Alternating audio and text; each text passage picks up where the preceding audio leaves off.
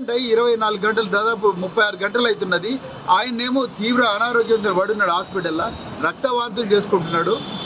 ఇప్పటి వరకు ఆ నిందితుని కూడా తీసుకురాలి. ఏమనంటే ఏసీపీగా ఆరోగ్యం బాగాలేదు, సెక్షన్ అది పెట్టిన ఇది పెట్టినా అని పోలీసులు చెప్తున్నారు. ఇట్లున్నది పరిస్థితి తెలంగాణలో. మేము చెప్తున్నాం, రేపటిలోగా వాడిని ధీరజ్ రెడ్డిని అరెస్ట్ చేయకపోతే రాష్ట్ర వ్యాప్తంగా ఉద్యమం చేస్తే రేపు మేము ఈ పోలీస్ స్టేషన్లను ముట్టడిస్తాం. ముందరనే చెప్తున్నాం, మీరు వాడిని అరెస్ట్ చేయకపోతే. ఇంత ఘోరంగా, ఇంత అచేతనంగా, ఇంత చేతగాని పోలీస్ వ్యవస్థను అయితే నేను మొట్టమొదటిసారి చూస్తున్నాను.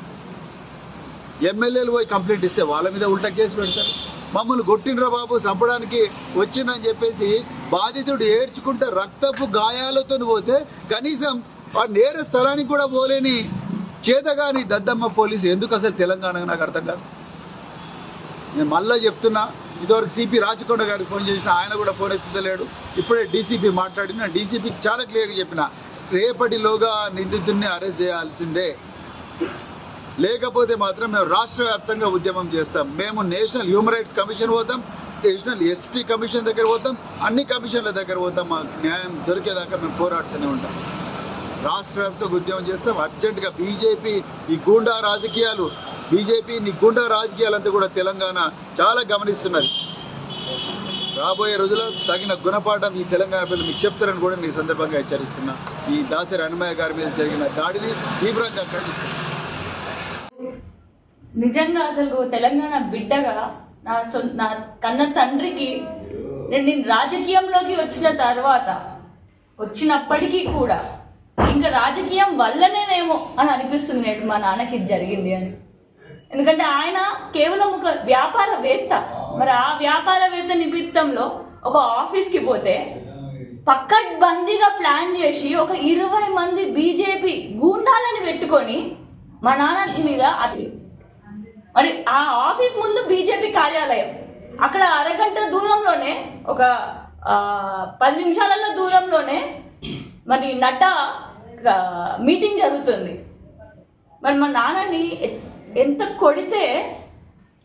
కొడితే మొత్తం నోట్ల నుంచి రక్తం కక్కుకొని డ్రెస్ మొత్తం కూడా రక్తంతో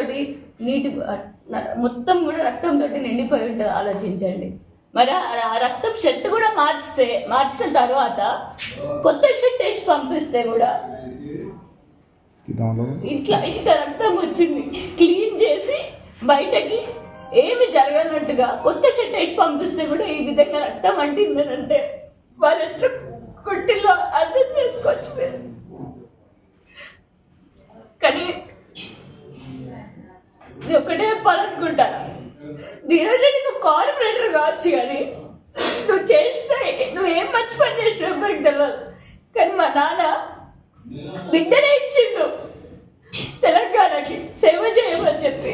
చిన్నప్పటి నుంచి రిక్షా దొక్కుకుంటూ, చిన్నప్పటి నుంచి ఇప్పటి వరకు తన రక్తపు బొట్టులు ఉన్నాయి ప్రతి మార్గంలో. నాతో అసలు జీవించలేదు.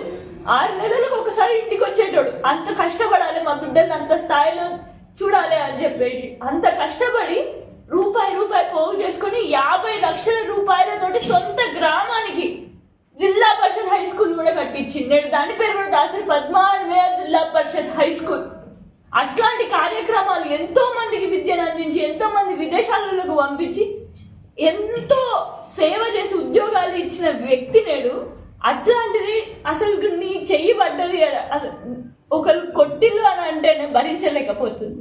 మరి పోలీసుల దగ్గరికి పోతే ఇప్పటి వరకు అసలు మా నాన్న పోయిన తెల్ల చొక్క తెల్ల ప్యాంట్ వేసుకొని పోయిన దుస్తులు ఎక్కడున్నాయి? మీరు ఏం ఇన్వెస్టిగేషన్ చేస్తున్నారు? చట్టం నమ్మి మేము అనుకుంటే నేడు ఆ చట్టాన్ని ఉపయోగించకుండా, చట్టరీత్యంగా మీరు నడుచుకోకుండా మరి పోలీసులే బీజేపీకి కొమ్ము కాస్తే మేము ఏడికి పోవాలి? మరి చట్టాన్ని మీరు రాజ్యాంగబద్ధంగా నడిచే విధంగా మీరు చూసుకుంటేనే మా లాంటి వాళ్ళు ఈ బాటలో నడవగలుగుతాం. కానీ మీరు చట్ట విరుద్ధంగా నడిస్తే మాత్రం మేమే చట్టాన్ని చేతిలో తీసుకుంటాం. బరాబర్ తీసుకుంటా.